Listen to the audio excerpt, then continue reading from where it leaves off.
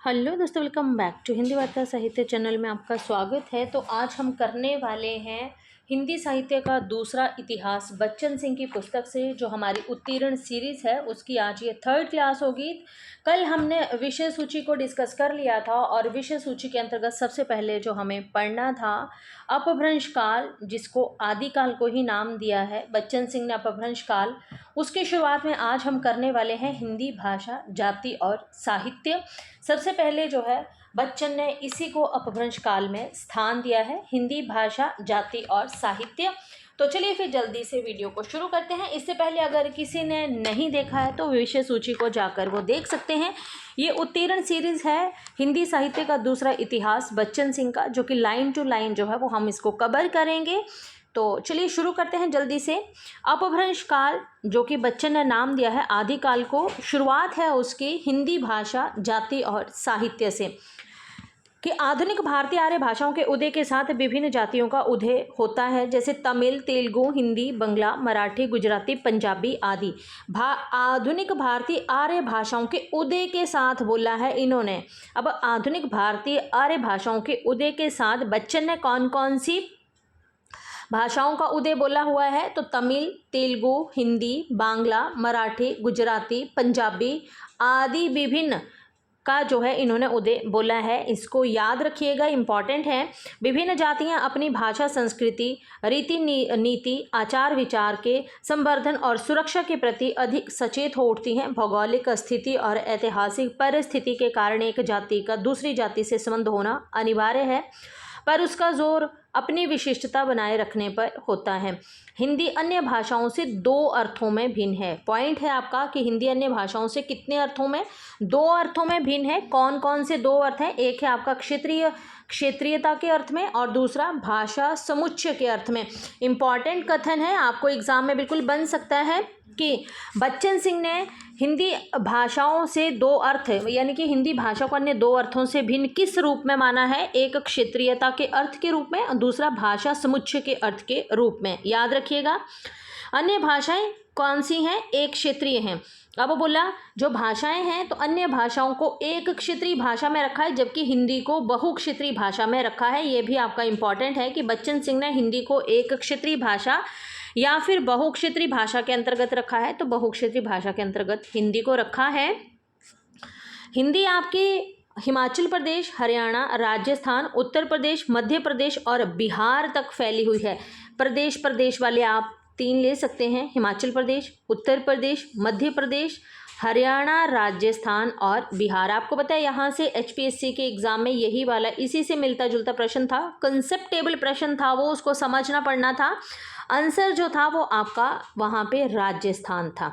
ठीक है, आप देखिएगा अगर किसी के पास वो पेपर हो या आप उसको वैल्यूएट करिएगा। यहाँ से प्रश्न बिल्कुल बना था, इम्पॉर्टेंट है आपका ये। ठीक है, अन्य क्षेत्रों में एक ही भाषा प्रमुख है तो हिंदी प्रदेश अनेक भाषाओं और बोलियों जैसे राजस्थानी, ब्रज, अवधी, मैथिली, भोजपुरी, बुंदेलखंडी आदि का समुच्चय है। कौन सा? आपको बोला है हिंदी प्रदेश अनेक भाषाओं की बोलियों का समुच्चय है। तो ये बोलियां आपको यहाँ पर दे दी हैं। बारानिकोव इसे भाषा व्यवस्था कहते हैं। ठीक है, ये बारानिकोव को याद रखिएगा। इन्होंने इसको क्या कहा है? भाषा व्यवस्था। किसको कहा है भाषा व्यवस्था? ये जो बोलियां हैं ना आपकी, राजस्थानी, ब्रज, अवधी, मैथिली, भोजपुरी, बुंदेलखंडी। ठीक है, तो इनको भाषा व्यवस्था कहा है। विभिन्न प्रकार के सामाजिक सांस्कृतिक संपर्क के लिए जो लोग इस व्यवस्था का उपयोग करते हैं वे हिंदी या हिंदुस्तानी हैं। प्राचीन और मध्यकालीन आर्य भाषाओं, संस्कृत, प्राकृत, अपभ्रंश का क्षेत्र सार्वदेशिक था। जिस रूप में वे उपलब्ध हैं उस रूप में उनका व्याकरणिक ढांचा भी अलग था। इन भाषाओं में प्रादेशिक निष्ठा नहीं थी, किंतु जातीय भाषाओं में ये निष्ठा बढ़ी। संस्कृत से प्राकृत, प्राकृत से अपभ्रंश और अपभ्रंश से उत्तर भारत की आधुनिक आर्य भाषाओं या फिर जातीय भाषाओं का विकास हुआ, ऐसा विश्वास किया जाता रहा है और इसके लिए सिद्धांत भी गढ़े गए हैं। किंतु अब ये धारणा कि हिंदी या बांग्ला आदि अपभ्रंश से निकली खंडित हो चुकी है। ठीक है, ये याद रखना है कि कौन सा सिद्धांत खंडित हो चुका है कि हिंदी या बांग्ला अपभ्रंश से निकली हैं। ठीक है, ये मत सही है या गलत? आपको प्रश्न बना तो ऐसे ही बनेगा कि बच्चन के अनुसार हिंदी या बांग्ला आदि अपभ्रंश से निकली हुई भाषाएं हैं। ये कथन सही है या गलत है? सही कथन की पुष्टि कीजिए। तो ये इन्होंने इसको नकारा है, इन्होंने बोला ये भावना अब जो है ये धारणा ही गलत है, ये खंडित हो चुकी है। किंतु बोला जातीय भाषाओं ने संस्कृत और अपभ्रंश से बहुत कुछ लिया है। हिंदी ने उनकी विरासत को सबसे अधिक ग्रहण किया है, विशेष रूप से अपभ्रंश की विरासत को। शब्द समूह, उच्चारण तथा व्याकरणिक ढांचे के अलग होने से अपभ्रंश साहित्य को हिंदी साहित्य के इतिहास का अंग नहीं माना जा सकता, किंतु सांस्कृतिक नर्तन के लिए उसका अध्ययन आवश्यक है। हिंदी, जैसा कहा जा चुका है, कि कई बोलियों और भाषाओं का समुच्चय है। इन बोलियों और भाषाओं के व्याकरणिक ढांचे अलग अलग हैं, फिर भी वे शब्द समूह, सांस्कृतिक अभिव्यक्ति और रूप विधान के वैविध्य में भी जातीय एकसूत्रता से जड़ी हुई हैं। अवधी भाषा भाषी ब्रजी समझ लेता है और ब्रज भाषा भाषी अवधी साहित्य, मैथिली साहित्य भी ब्रजवासियों और अवधवासियों की समझ में आ जाता है। ठीक है, ब्रज भाषा भाषी अवधि में लिख सकता है और अवधि क्षेत्र में रहने वाले ब्रजी लिख सकते हैं। तुलसी ने तो समान अधिकार से अवधि और ब्रज दोनों में ही लिखा है। इम्पॉर्टेंट कथन है, पर इजी कथन है। बहुत बार आपने शुक्ल की पुस्तक में भी इसको पढ़ा है कि दो भाषाओं पर समान अधिकार रखने वाले आपके कवि तुलसीदास हैं। ठीक है, उन्होंने ब्रज और आपके अवधि दोनों में ही काम किया है।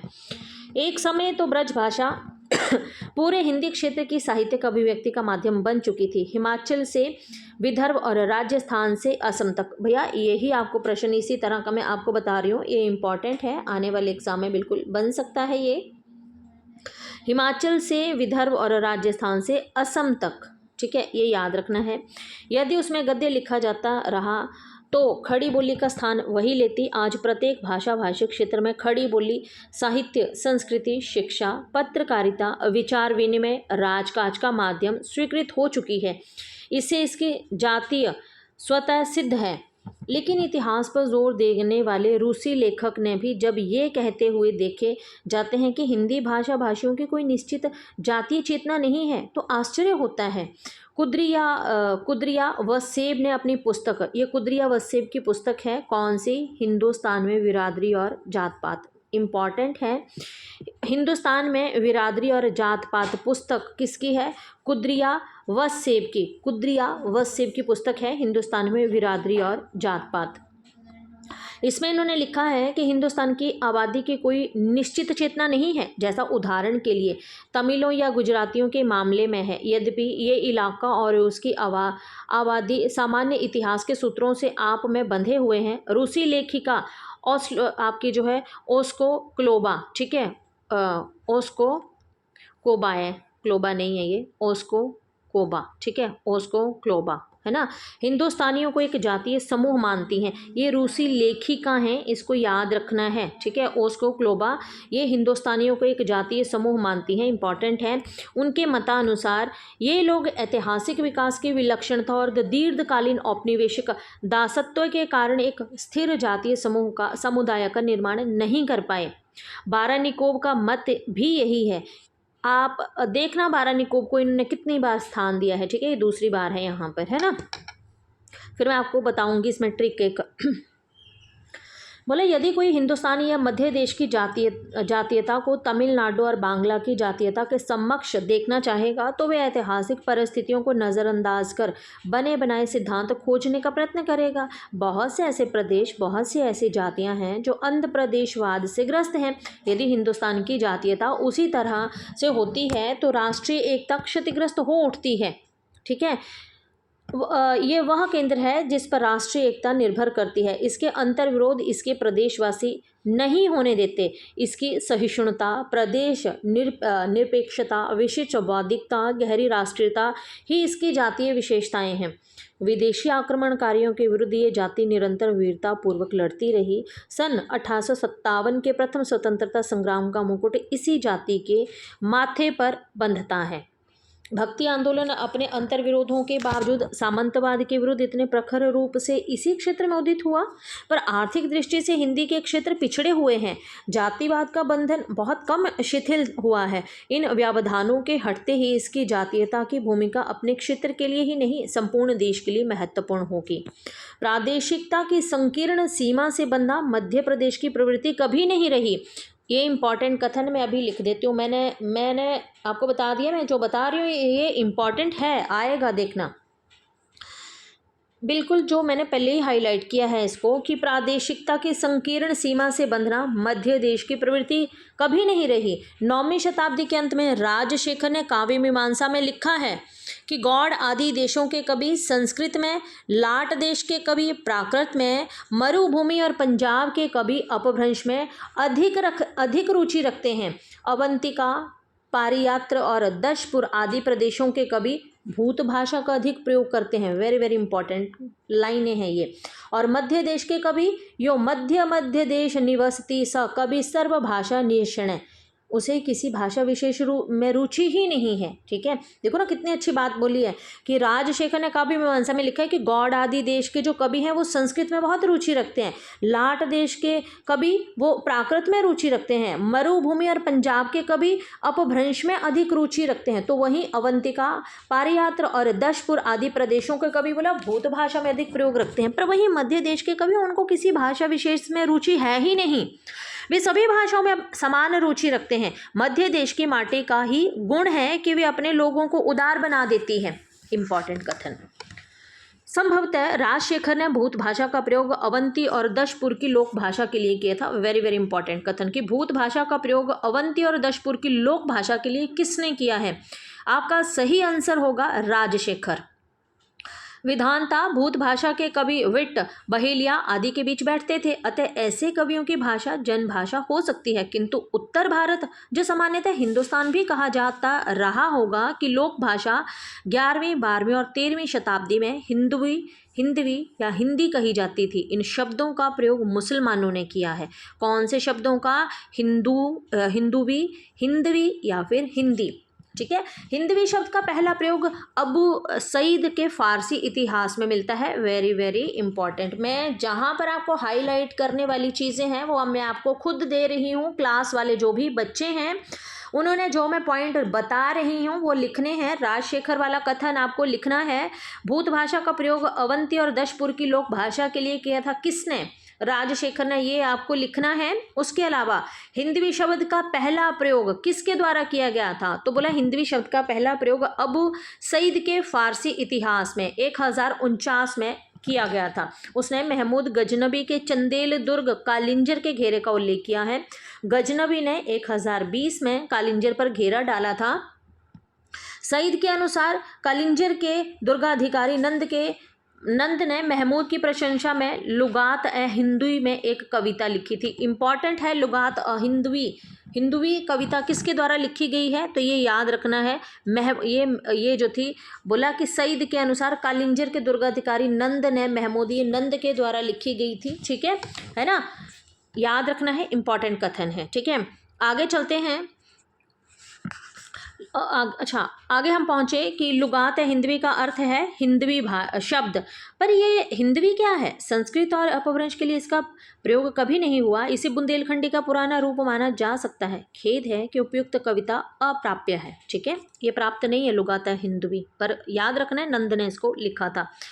फिर बोला प्रसिद्ध जीवनी लेखक आते हैं औफी ने 13वीं शताब्दी में बताया है कि लाहौर के यमनी राज्य के फारसी कवि आपके मुसद सलमान ने हिंदवी में एक दीवान लिखा था। संभवतः ये लाहौरी बोली में लिखा गया होगा। अमीर खुसरो, भाई ऐसा है ना कि ये जो पहला जो भी होता है ना वो वैसे भी एग्ज़ाम के पॉइंट ऑफ व्यू से इम्पॉर्टेंट होता है, क्योंकि बच्चों की पुस्तक से पूछने वाला और रहेगा क्या ना, क्योंकि जिसने यहाँ पर जो गिनाने वाले काम किए हैं वो इन्होंने यहाँ पे रखे हैं। ठीक है, तो वो हमें भी पता होने चाहिए, इसीलिए एग्जामिनर जो है वही प्रश्न उठाते हैं। ठीक है, कि औफी ने बताया है कि लाहौर के यमनी राज्य के फारसी कवि मुसद सलमान ने हिंदी या हिंदवी में एक दीवान लिखा था। हिंदी या हिंदवी में दीवान लिखने वाले फारसी कवि कौन है? मुसद सलमान। ठीक है, अब बोला यहाँ पे अमीर खुसरो 1253 ईस्वी, सब जानते हैं अमीर खुसरो को, 1253 ईस्वी में इनका जन्म हुआ है। मैं भी हिंदवी शब्द का प्रयोग करता है।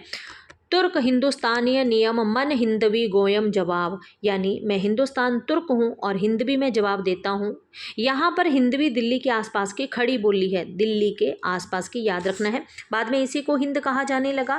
हिंदी का इतिहास भी कम लंबा और रोचक नहीं है। हिंदी के दो अर्थ हैं, हिंदी देश के निवासी और हिंदी भाषा। तो दो अर्थों को समझना आपके लिए, वैसे तो दोहरे नामकरण की प्रवृत्ति, जो वो नामकरण की प्रवृत्ति है वो जो रामचंद्र शुक्ल ने अपनाई थी, पर यहाँ पे दोहरा अर्थ जो है, ये आप एक कंसेप्ट याद रख लो या ट्रिक याद रख लो कि दोहरे नामकरण की प्रवृत्ति रामचंद्र शुक्ल की, दोहरे अर्थ की प्रवृत्ति, अर्थ की बात कर रही हूँ, अर्थ नाम नहीं, अर्थ की बात कर रही हूँ कि हिंदी में दोहरे अर्थ की प्रवृत्ति, ये आपके बच्चन की विशेषता है। ठीक है, तो चलिए, हिंदी के बोला दो अर्थ हैं, हिंदी देश के निवासी और हिंदी भाषा। हिंद के निवासियों को इकबाल ने हिंदी कहा है, हिंदी है हम वतन है हिंदुस्तान हमारा। ठीक है, ये इकबाल का है। स्पष्ट है कि हिंद से हिंदी बना, पर हिंद का इतिहास भी अंधकार के गर्त में छिपा हुआ है। ये प्रश्न कि ये शब्द कब और कहाँ से आया, कैसे बना और किन के द्वारा प्रयुक्त हुआ, आज भी समाधान की अपेक्षा रखता है।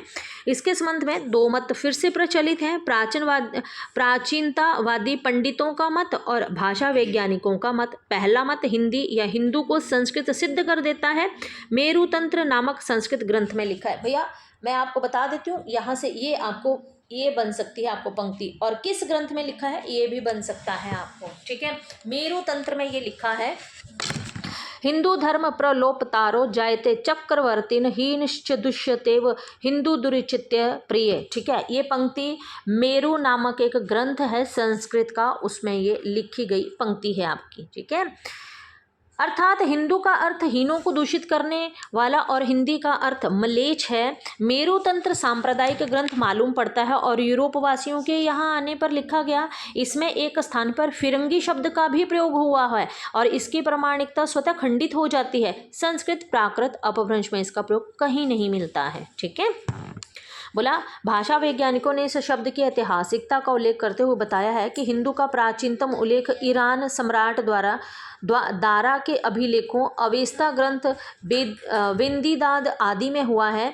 किसका? हिंदू का प्राचीनतम उल्लेख कहाँ कहाँ पर हुआ है? इंपॉर्टेंट है आपका कथन कि हिंदू का प्राचीनतम उल्लेख कहाँ कहाँ पर, बोला ईरान सम्राट दारा के अभिलेखों में, अवेस्ता ग्रंथ में, बेंदीदाद आदि में हुआ है। अभिलेखों में हिंदू का अर्थ भारतवर्ष के अर्थ में हुआ। अब हिंदू को भारतवर्ष के अर्थ में जो है इन्होंने बताया है। बेंदीदाद में हत यानी कि हिंदू अनेक पवित्र स्थानों में एक स्थान से प्राचीन ईरानी साहित्य में हिंदुश हिंदू हिंद या भारतवर्ष के अर्थ में प्रयोग हुआ है। हिंदू का ऊ लुप्त होकर हिंदी रह गया। तो ये तो सिर्फ एक छोटा सा कंसेप्ट है जो कि बीच में दिया गया है, आप चाहें तो इसको देख सकते हैं। रामविलास शर्मा का कथन है, वेरी वेरी इंपॉर्टेंट है, कि रामविलास शर्मा ने इस पर आपत्ति की है कि हिंदी शब्द कैसे बना। इस बारे में प्रचलित मान्यता ये है कि ईरान के लोग सिंधु या सिंध को हिंद कहते थे और वहाँ के निवासियों को हिंदुई या हिंदी कहने लगे। स का उच्चारण करने में उन्हें कठिनाई होती होगी, इसलिए उन्होंने स की जगह ह कहना शुरू कर दिया। लेकिन फारसी में साल, सादगी, साज, सागर आदि 2500 शब्द हैं आपके। अब यहाँ पे इम्पॉर्टेंट क्या है? इम्पॉर्टेंट आपका क्या है? यहाँ पे पेन ले लेती हूँ। आपका इम्पॉर्टेंट है क्या? फारसी में साल, यार पेन लेते हैं ना रुकता ही है, साल, सादगी, साज, सागर, ये इस तरह के जो शब्द हैं ये किस भाषा से लिए गए हैं? तो ये फारसी भाषा से लिए गए हैं। इम्पॉर्टेंट है, साल, सादगी, साज, साग, है ना। ठीक है, इनको याद रखिएगा। जिसमें ईरानियों के स का उच्चारण करने में दिक्कत नहीं होती थी। यही नहीं, उनके क्रियात्मक शब्द भी ऐसे बहुत से हैं जो स से शुरू होते हैं, जैसे साजिदन जिसको बनाना बोलते हैं, सखन जिसको तोलना इत्यादि बोला जाता है। तो बनाना, ये साजिदन और सखन जैसे भी जिसके नीचे ये नुक्ता लगा होता है वो अक्सर शब्द जो होते हैं वो आपके फारसी के ही होते हैं। इसमें ईरानियों ने स के स्थान पर ह का उच्चारण करना आवश्यक नहीं समझा। इसमें सिबा को श से आरंभ होने वाला या श शुक्त ऐसे शब्द फारसी में ही देखे गए। ठीक है, यहाँ से आप इस कंसेप्ट को पढ़ लीजिएगा। इसमें ज़्यादा कुछ भी यहाँ पर देखने के लिए नहीं है, जहाँ पे जो है वो मैं आपको दे रही हूँ। चलिए आगे चलते हैं। कुछ इतिहासकारों का अनुमान है कि सिंध में हड़प्पा सभ्यता से पहले कोई सभ्यता थी। उसके सभ्य लोग सिंधु को हिंदू, सप्त सिंधु को हत हिंदू बोला करते थे। कुछ लोगों ने तब तब तक वह भाग ईरानियों के अधिकार में था। ईरानियों के ये शब्द यहीं से मिले, उन्होंने इन्हें ज्यों का त्यों स्वीकार कर लिया। आर्यों ने हिंदू को सिंधु कर दिया हो तो आश्चर्य नहीं। कुछ लोग इस प्रवृत्ति को बाहुव्रीहि से भी जोड़ते हैं। ईरान के सुप्रसिद्ध बादशाह हैं आपके नौशेरवा का जन्म 531 ईस्वी में, ठीक है, ने बजरोया नामक विद्वान को पंचतंत्र का अनुवाद करने के लिए भारत भेजा, है ना। इस अनुवाद की भूमिका में पंचतंत्र की भाषा को जुबान हिंदी कहा गया। भैया भूमिका को कथन याद रखने हैं आपने, ठीक है। ये भूमिका में कि किस ग्रंथ की भूमिका में पंचतंत्र को जुबान हिंदी कहा गया था, ठीक है। तो बोला था कि इस अनुवाद की भूमिका में पंचतंत्र की भाषा को जुबान हिंदी जो था वो कहा गया था, ठीक है। तो इसको याद रखिएगा कि ईरान के एक प्रसिद्ध बादशाह नौशेरवा थे, जिन्होंने बजरोया नामक विद्वान को पंचतंत्र का अनुवाद करने के लिए भारत भेजा था। और इस अनुवाद की भूमिका में, है ना, पंचतंत्र के किसके मैं बात कर रही हूँ, पंचतंत्र के अनुवाद की भूमिका में पंचतंत्र की जो भाषा है उसको जुबान हिंदी कहा गया है। इंपॉर्टेंट कथन है। यहाँ पर जुबान हिंदी का अर्थ संस्कृत है। 1227 में मिनहाज सुख की पुस्तक हबकाते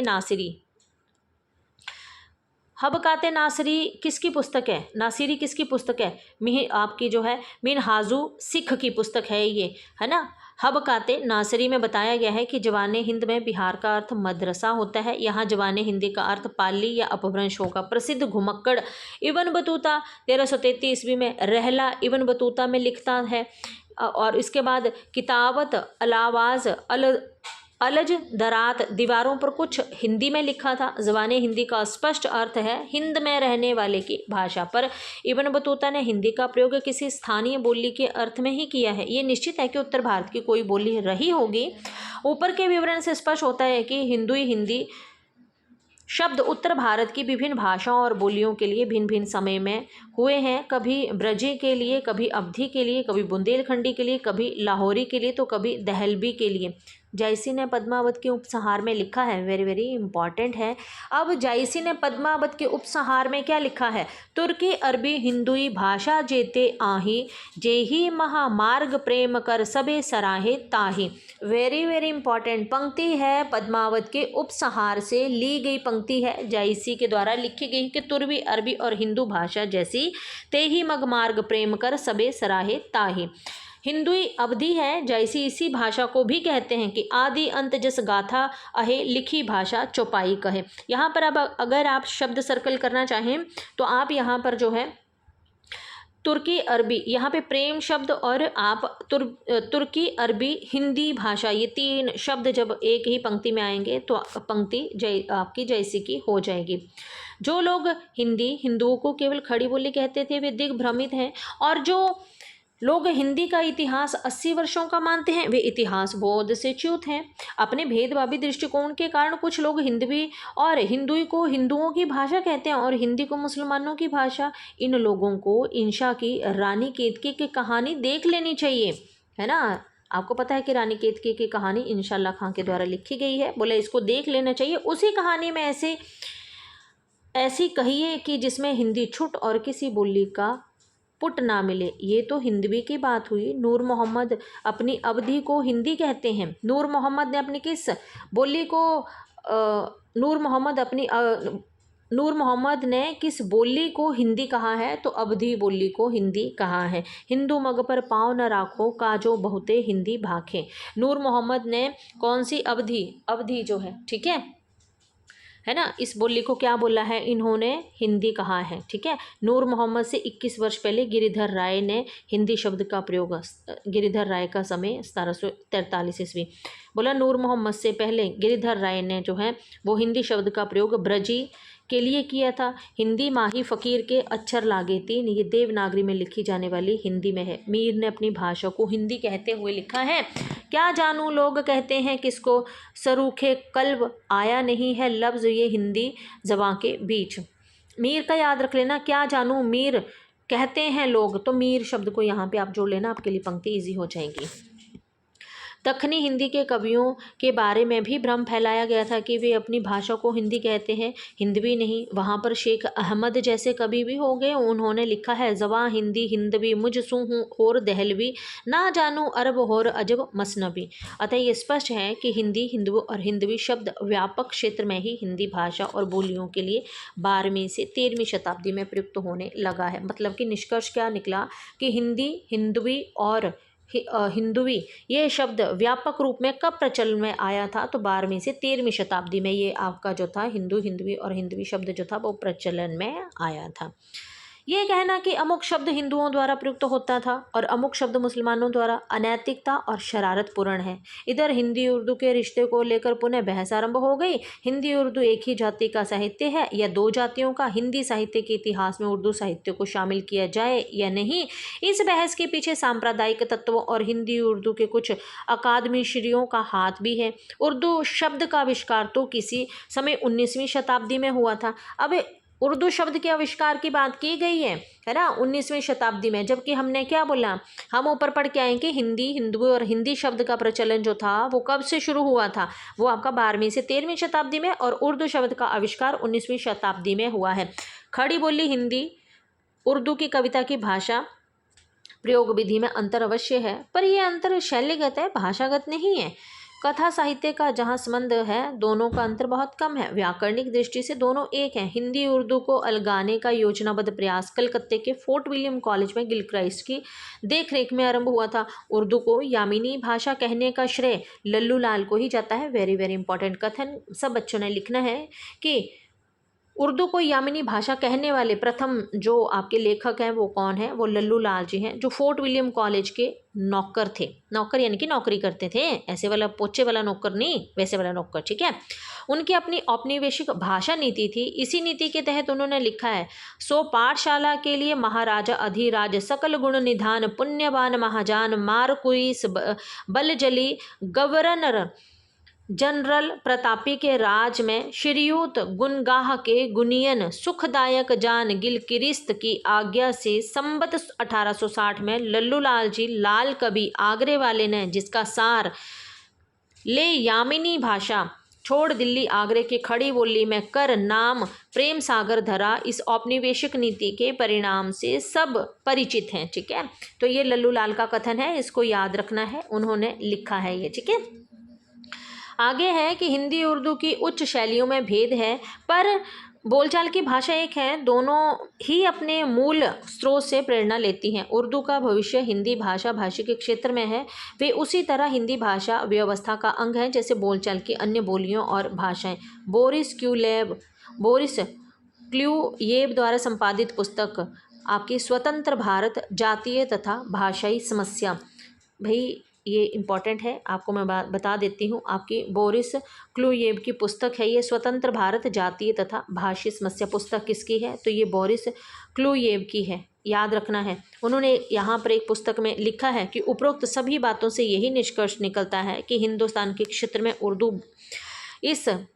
भाषा इस समय स्वयं अपनी जातीय भाषा का निर्माण नहीं करती, और विशेष क्षेत्र में ये साहित्यिक भाषा हिंदी जातीय भाषा व्यवस्था के एक संघटक अंग को प्रतिनिधित्व करती है।